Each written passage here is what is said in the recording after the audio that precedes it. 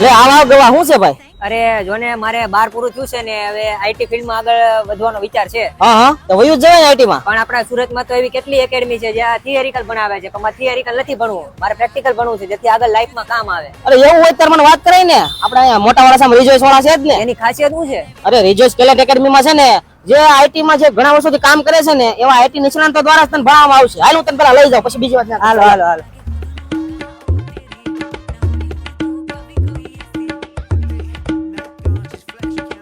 અલા ભાઈ તું અહીંયા? લે ભાઈ તું અહીંયા લે કોણ છે ભાઈ આ? અલા મારો ભાઈબંધ છે. એવું છે આ ભાઈ પૂછતો તો કેવું ભણાવે છે ઈ? અલા ભાઈ કેવું ભણાવે છે? સાયન્સ તો ભાઈ બહુ જોરદાર ભણાવે છે. સાયન્સ આઈટી ના એક્સપર્ટ હોય ને એની પાસે શીખવાડવામાં આવે છે. મેં પણ એની પાસે ટ્રેનિંગ લીધી હતી અને અત્યારે મારી જોબ પણ લાગી ગઈ. એટલે કઈ રીતે?